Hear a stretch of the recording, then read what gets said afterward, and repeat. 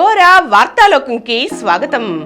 ఈనాటి ముఖ్యాంశాలు: 266 కోట్లతో కడప విమానాశ్రయం అభివృద్ధి, మనబడి ఐబీకి అనుకూలం, 14న వైఎస్ఆర్ సిపిలో చేరుతున్న ముద్రగడ ప్రకటన, రాజ్యాంగాన్ని సవరిస్తాం, బీజేపీ ఎంపీ వ్యాఖ్యలపై వివాదం, రాష్ట్రంలో 29,000 కోట్ల ఎన్హెచ్లకు శ్రీకారం, భార్యను చంపి డస్ట్బిన్ లో పెట్టి భర్త ఘాతుకం, ప్రాణం తీసిన టెస్లా కార్ రివర్స్, ప్రైవేట్ వర్సిటీల ఆఫ్ క్యాంపస్లకు నోటిఫికేషన్, సాత్విక్ చిరాగ్ జోడీదే టైటిల్, అతిగా నిద్రపోతే కలిగే సమస్యలు.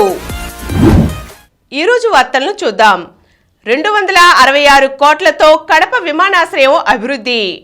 వైఎస్ఆర్ జిల్లా కేంద్రం కడపలోని విమానాశ్రయంలో 266 కోట్లతో నిర్మించనున్న నూతన టెర్మినల్ భవనానికి ప్రధాని నరేంద్ర మోదీ ఆదివారం నాడు వర్చువల్ గా శంకుస్థాపన చేశారు.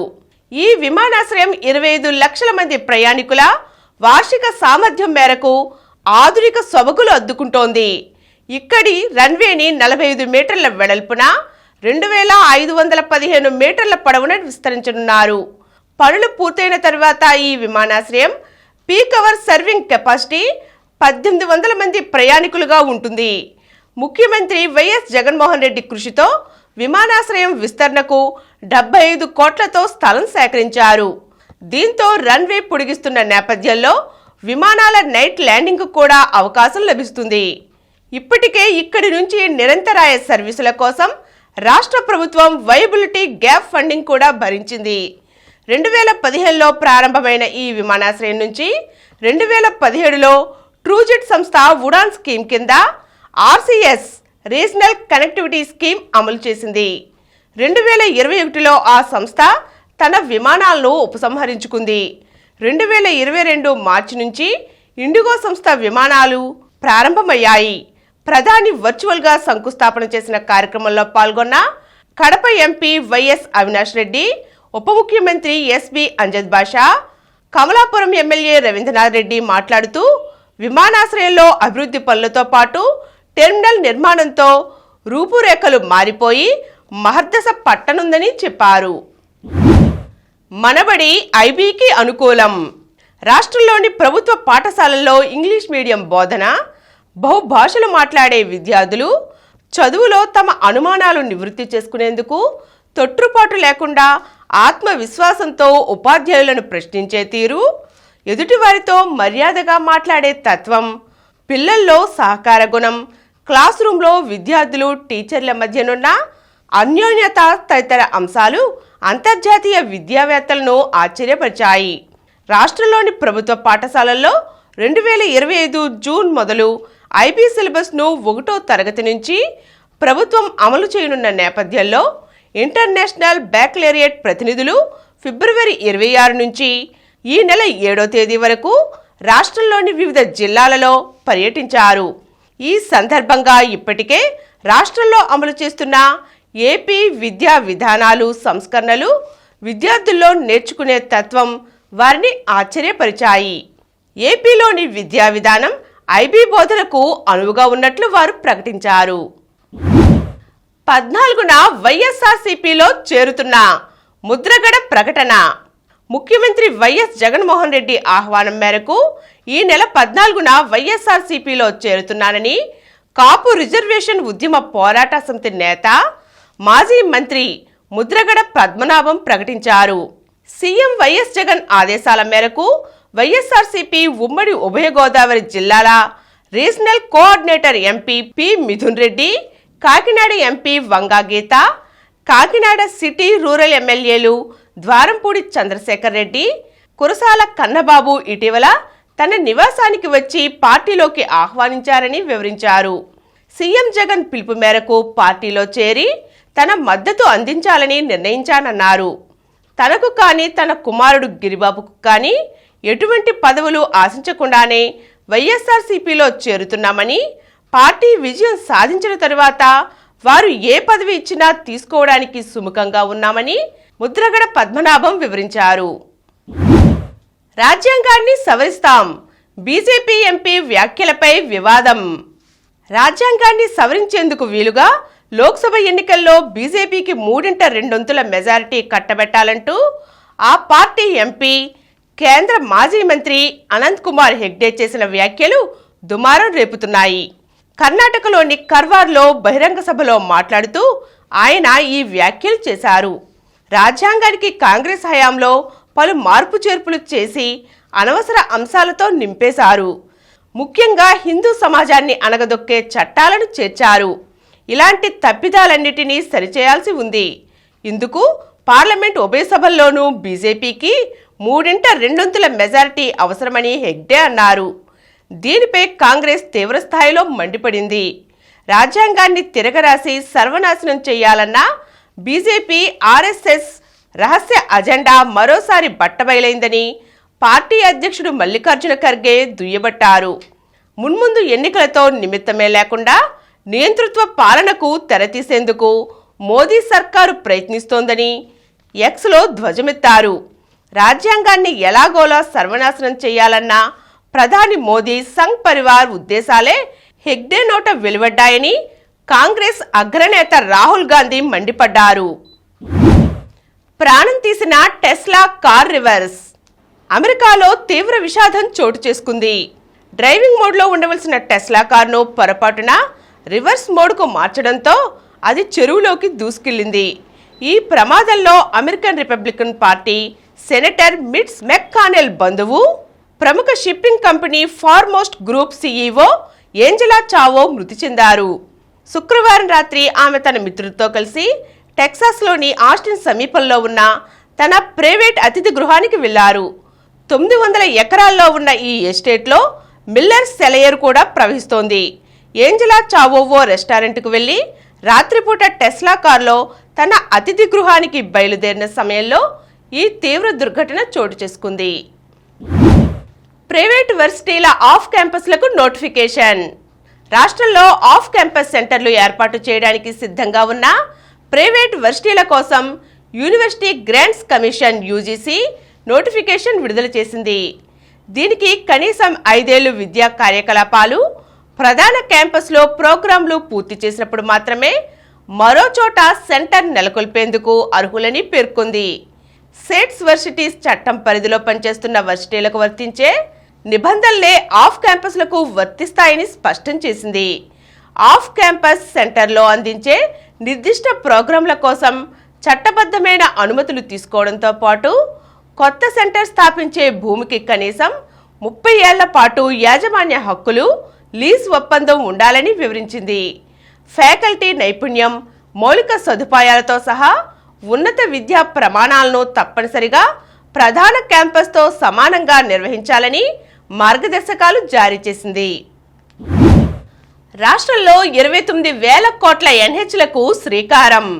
రాష్ట్రంలో 29,395 కోట్ల విలువైన పలు జాతీయ రహదారులకు ప్రధాని మోదీ ఈరోజు వర్చువల్గా ప్రారంభోత్సవాలు, శంకుస్థాపనలు చేశారు. ఇందులో భాగంగా 5,411 కోట్లతో 252 కిలోమీటర్ల మేర పూర్తయిన 8 ఎన్హెచ్లు ప్రారంభమవుతున్నాయి. 23,984 కోట్ల అంచనాతో 882 కిలోమీటర్ల మేర నిర్మించే ఎన్హెచ్లకు శంకుస్థాపనలు చేస్తున్నారు. ఈ మేరకు జాతీయ రహదారుల ప్రాధికార సంస్థ అధికారులు విజయవాడలో ఏర్పాట్లు చేశారు. భార్యను చంపి డస్ట్బిన్లో పెట్టి. హైదరాబాద్కు చెందిన వివాహిత ఆస్ట్రేలియాలో దారుణ హత్యకు గురయ్యారు. ప్రేమించి పెళ్లాడిన భర్తే ఆమెను హత్య చేసినట్లు తేలింది. మృతదేహాన్ని చెత్త డబ్బాలో కుక్కి అటవీ ప్రాంతంలో విసిరేసి కుమారుడితో కలిసి భారత్కు తిరిగొచ్చాడు. భార్య తల్లిదండ్రులకు హత్య విషయం చెప్పి కుమారుడిని అప్పగించాడు. ప్రస్తుతం నిందితుడు హైదరాబాద్లోనే ఉన్నట్లు తెలిసింది. స్థానికులు తల్లిదండ్రుల వివరాల ప్రకారం హైదరాబాద్లోని కాప్రా బృందావన్ కాలనీకి చెందిన విశ్రాంత ఉద్యోగి బాలిశెట్టి గౌడ్, మాధవీల పెద్ద కుమార్తె శ్వేత ఫార్మసీ కోసం 2009లో ఆస్ట్రేలియా వెళ్లారు.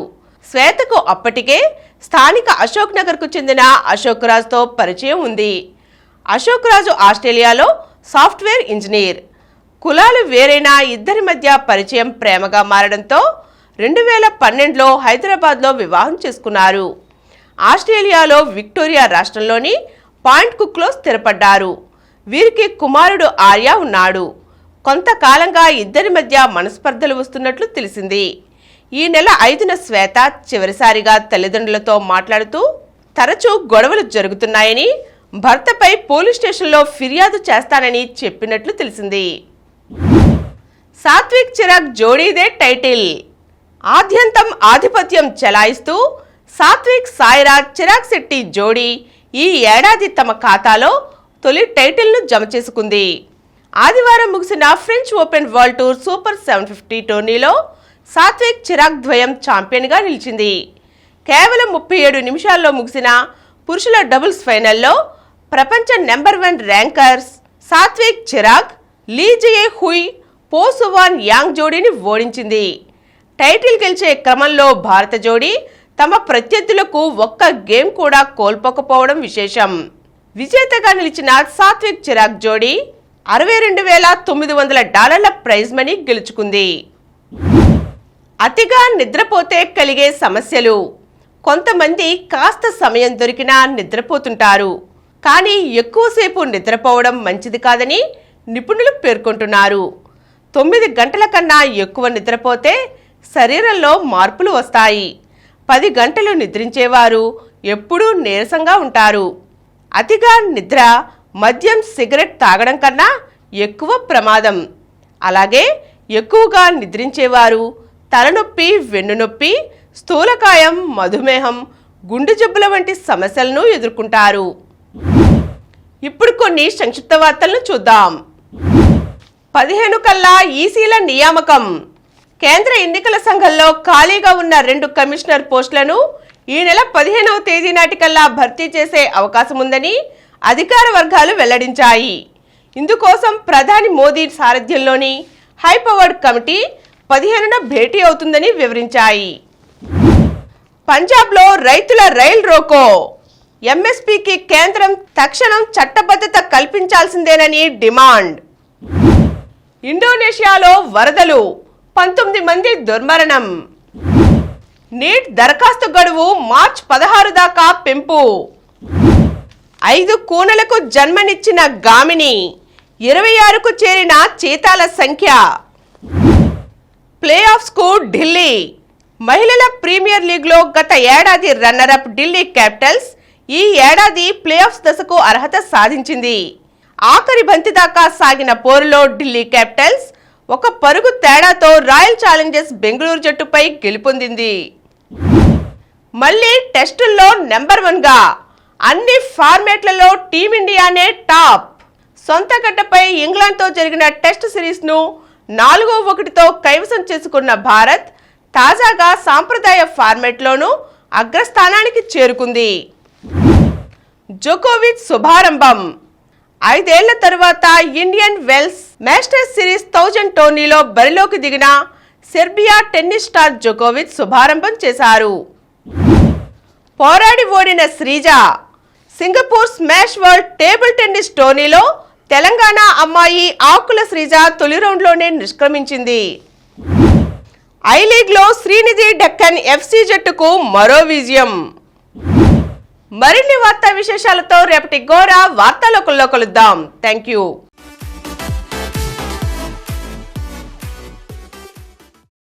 ప్రతిరోజు వార్తా విశేషాల కోసం అనతి కాలంలోనే 20 కోట్ల వ్యూస్ సాధించిన డాక్టర్ సమరం మల్టీ ఛానల్ నెట్వర్క్ సమర్పించు గోరా వార్తాలోకంకు సబ్స్క్రైబ్ చేయండి, లైక్ చేయండి, మీ ఫ్రెండ్స్కి షేర్ చేయండి. అలాగే ప్రక్కనున్న గంట సింబల్ని ప్రెస్ చేయడం మర్చిపోకండి.